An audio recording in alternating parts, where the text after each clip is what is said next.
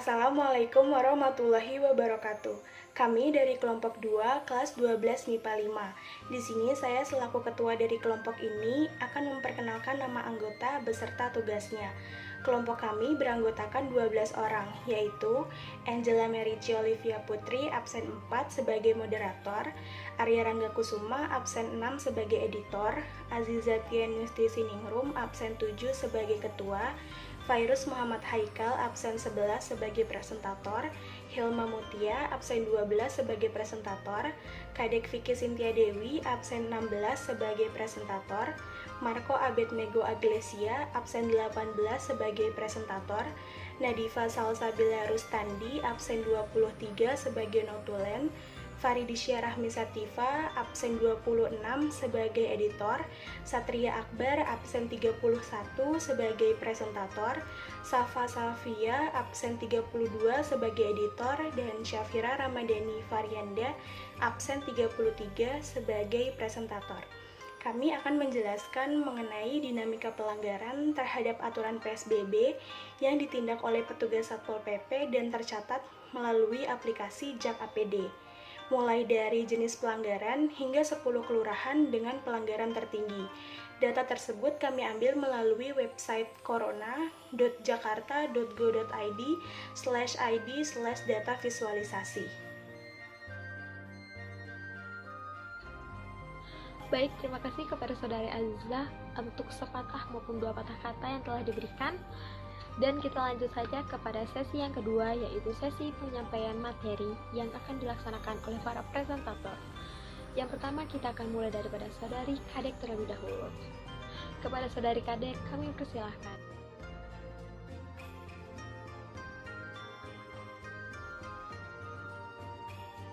Dashboard penindakan pelanggaran oleh Satpol PP. Jumlah pelanggar dalam penindakan pelanggaran oleh Satpol PP dalam kurun waktu 1 sampai 14 September 2020 mengalami kenaikan dan penurunan jumlah pelanggar tiap harinya.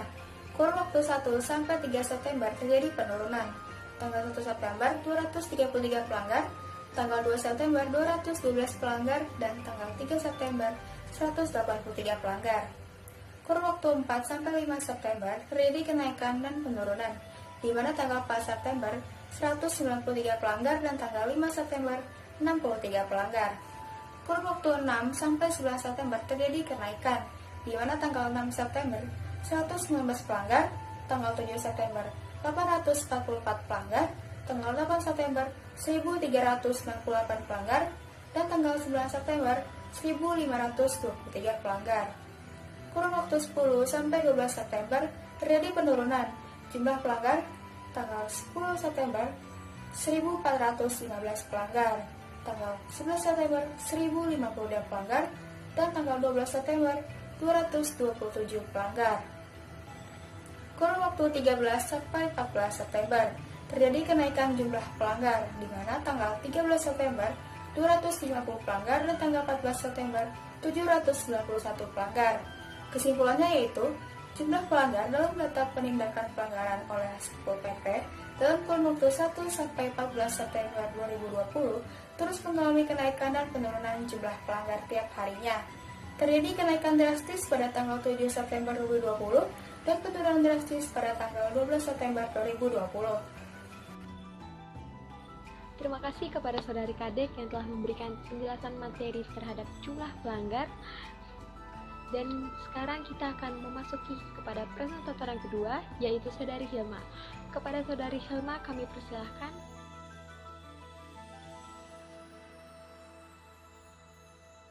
Untuk persentase pelanggar PSBB yang ditindak oleh Satpol PP berdasarkan dari umur pelanggarnya sendiri, yaitu untuk umur di atas 60 tahun sebesar 2,1%, kemudian antara 51 tahun sampai 60 tahun sebesar 6,4%, lalu untuk umur di bawah 10 tahun sebesar 10,1%, kemudian dari 41 tahun sampai 50 tahun sebesar 13,5%, dari antara 11 tahun sampai 20 tahun sebesar 17,4%, antara 31 tahun sampai 40 tahun sebesar 19,4%, dan untuk antara 21 tahun sampai 30 tahun sebesar 31,1%.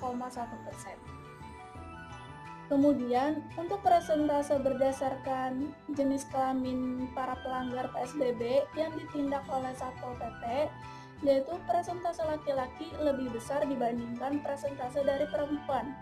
Untuk persentase laki-laki sendiri, yaitu sebesar 81,7%, sedangkan persentase perempuan sebesar 18,3%. Terima kasih kepada Saudari Hilma untuk penjelasan materi mengenai umur beserta jenis kelamin daripada para pelanggar itu sendiri. Dan kita akan memasuki kepada presentator kita yang ketiga, yaitu Saudara Satria. Kepada Saudara Satria kami persilahkan.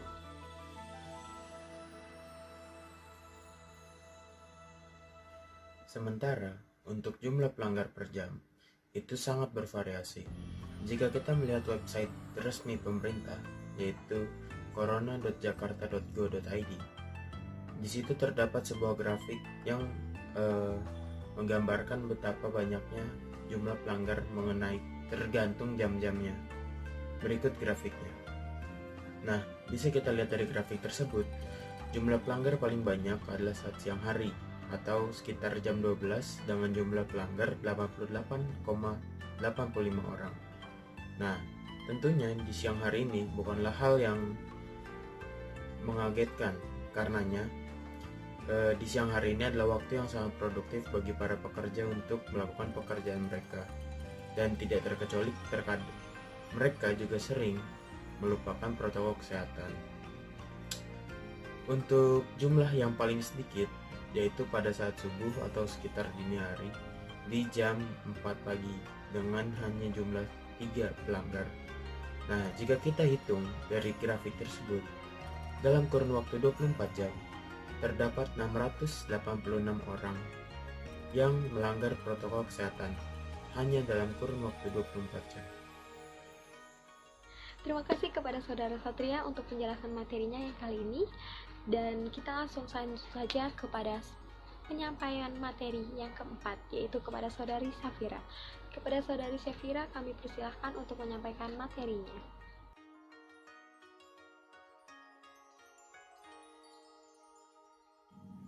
Pada kali ini saya akan menjelaskan tentang jenis pelanggaran dan jumlah pelanggaran pada dashboard penindakan pelanggaran oleh Satpol PP. Yang pertama yaitu tidak menggunakan masker sebanyak 8.375 jumlah pelanggar. Yang kedua, tidak menggunakan masker dan tidak mengatur waktu kunjungan sebanyak 14 jumlah pelanggar. Yang ketiga, tidak mengatur waktu kunjungan dan tidak menggunakan masker sebanyak 14 jumlah pelanggar. Yang keempat, tidak menggunakan masker dan tidak menjaga jarak antar orang sebanyak 12 jumlah pelanggar. Yang kelima, tidak mengatur waktu kunjungan sebanyak 8 jumlah pelanggar. Yang keenam, tidak menjaga jarak antar orang dan tidak menggunakan masker sebanyak 8 jumlah pelanggar.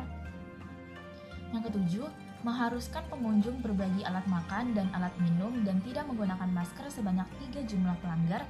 Yang kedelapan, tidak membatasi jumlah pekerja atau pengunjung paling banyak 50% dari kapasitas tempat atau fasilitas umum dan tidak menggunakan masker sebanyak 2 jumlah pelanggar. Yang kesembilan, tidak menjaga jarak antar orang sebanyak 2 jumlah pelanggar.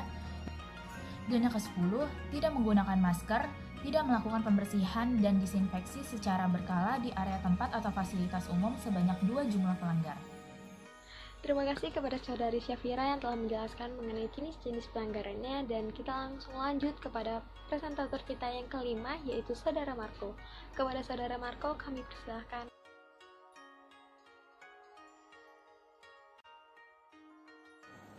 Selanjutnya adalah sanksi pelanggaran. Berdasarkan tabel berikut ini, dapat kita ketahui bersama bahwa Satpol PP memiliki 12 jenis sanksi pelanggaran. Di antaranya adalah yang pertama, yaitu berupa kerja sosial yang dialami oleh sebanyak 7.655 pelanggar. Dan yang kedua, terdapat denda administrasi dengan jumlah pelanggar sebanyak 652 pelanggar, serta total denda kumulatif sebanyak Rp83.736.850. Selanjutnya di nomor 3 terdapat kerja sosial yang diikuti dengan teguran tertulis yang dialami oleh sebanyak 90 orang pelanggar. Dan nomor 4, terdapat jenis sanksi pelanggaran berupa teguran tertulis yang diikuti dengan kerja sosial yang dialami oleh sebanyak 23 pelanggar. Dan di nomor 5, terdapat jenis pelanggaran yang didefinisikan sebagai nul yang dialami oleh sebanyak 23 orang pelanggar. Nomor 6, terdapat teguran tertulis dengan jumlah pelanggar sebanyak 21 orang pelanggar. Dan di nomor 7, terdapat penutupan sementara 1 kali 24 jam yang dialami oleh 2 orang pelanggar. Dan di nomor 8, terdapat kerja sosial yang diikuti dengan denda administrasi dengan jumlah pelanggar sebanyak 2 orang yang diikuti dengan total denda kumulatif sebanyak Rp400.000. Nomor 9, terdapat jenis pelanggaran berupa segel yang diikuti dengan kerja sosial yang dialami oleh sebanyak 2 orang pelanggar. Dan nomor 10, terdapat jenis pelanggaran berupa segel dengan jumlah pelanggar sebanyak 1 orang. Nomor 11, terdapat jenis pelanggaran berupa kerja sosial yang diikuti dengan segel yang dialami oleh sebanyak 1 orang pelanggar. Dan pada urutan terakhir, terdapat penutupan sementara 1 kali 24 jam yang diikuti dengan teguran tertulis yang dialami oleh sebanyak 1 orang pelanggar. Terima kasih kepada Saudara Marco atas penjelasan materinya. Dan yang tadi kita dengarkan presentator kita yang terakhir yaitu kepada Saudara Haikal. Kepada Saudara Haikal kami persilahkan.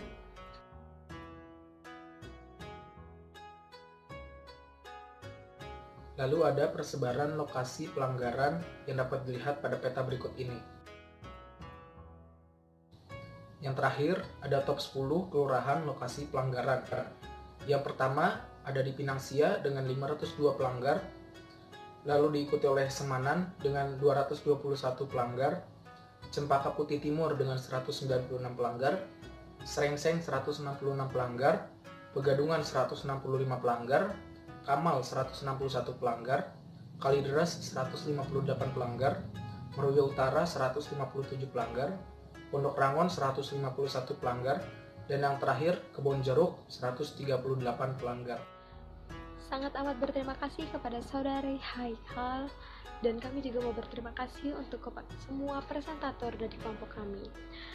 Sekarang kita sudah berada di penghujung acara. Saat ini kita akan mendengarkan mengenai kesimpulan-kesimpulan beserta kata-kata penutup yang akan disampaikan langsung oleh notulen kelompok kami, yaitu Saudari Nadifa. Kepada Saudari Nadifa kami persilahkan.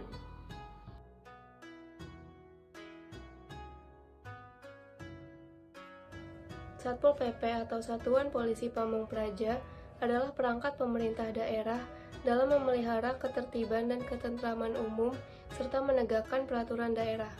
Organisasi dan tata cara kerja Satpol PP ditetapkan dengan peraturan daerah. Dari dashboard penindakan pelanggaran oleh Satpol PP dapat ditarik kesimpulan sebagai berikut. Yang pertama yaitu, dari grafik tren jumlah pelanggar, kita dapat melihat bahwa jumlah pelanggar mulai mengalami kenaikan sejak tanggal 6 September 2020, sedangkan puncaknya ada di tanggal 9 September 2020 dengan jumlah pelanggar sebanyak 1.523 orang. Selanjutnya, diagram lingkaran umur pelanggar didominasi oleh pelanggar dengan rentang usia 21-30 tahun, yaitu sebesar 31,1% dari keseluruhan. Dan dari diagram jenis kelamin pelanggar, 81,7% adalah pelanggar laki-laki, sedangkan sisanya yaitu 18,3% adalah pelanggar perempuan. Dari subdata rata-rata jumlah pelanggaran per jam, pelanggaran yang ditindak oleh Satpol PP ternyata lebih banyak terjadi dari pagi hingga sore hari, dimulai dari pukul 9 pagi dan puncaknya adalah pada pukul 12 siang, yaitu dengan rata-rata 88,85. Sementara itu, jenis pelanggaran yang paling banyak dilakukan oleh warga adalah tidak menggunakan masker. Sebanyak 8.375 orang telah melalaikan kewajibannya untuk memakai masker. Hal ini sangat disayangkan, mengingat memakai masker merupakan salah satu protokol kesehatan yang harus kita jalankan demi menjaga keselamatan diri sendiri, keluarga dan orang terdekat, serta keselamatan orang-orang yang ada di sekitar kita agar terhindar dari paparan virus COVID-19. Sedangkan untuk sanksinya, subdata sanksi pelanggaran menunjukkan bahwa 3 jenis sanksi yang paling banyak dikenakan kepada pelanggar adalah kerja sosial, denda administrasi, dan kerja sosial dengan teguran tertulis. Kerja sosial sebanyak 7.655 pelanggar, denda administrasi sebanyak 652 pelanggar, dan kerja sosial dengan teguran tertulis sebanyak 90 pelanggar. Terakhir, dari subdata penyebaran lokasi pelanggaran dan grafik top 10 kelurahan lokasi pelanggaran, Kelurahan Pinangsia merupakan kelurahan dengan jumlah pelanggaran tertinggi, yaitu sebanyak 502 pelanggar. Sedangkan Kelurahan Kebonjeruk merupakan kelurahan dengan jumlah pelanggaran terendah, yaitu sebanyak 138 pelanggar. Dari data yang sudah saya bacakan, ternyata masih banyak pelanggaran yang dilakukan oleh masyarakat yang berhasil ditindak oleh Satpol PP. Banyaknya pelanggaran yang terjadi disebabkan oleh masih minimnya kesadaran hukum di kalangan masyarakat, ketidakpedulian, serta sifat egois dan rasa mau menang sendiri. Satpol PP sebagai aparat pemerintah daerah telah melaksanakan tugasnya dalam menegakkan peraturan daerah dengan sangat baik. Semoga kita semua termasuk ke dalam golongan orang-orang yang sadar hukum, selalu taat kepada aturan dan hukum yang berlaku. Terakhir, semoga pandemi ini cepat berlalu, keadaan cepat membaik, dan akan kembali seperti sedia kala. Demikian presentasi dari kami, semoga apa yang kami sampaikan bermanfaat bagi kita semua. Saya mewakili seluruh anggota kelompok 2, memohon maaf apabila ada kesalahan kata dan kekurangan yang lainnya.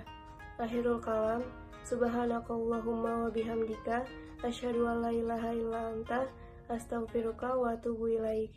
Terima kasih. Wassalamualaikum warahmatullahi wabarakatuh.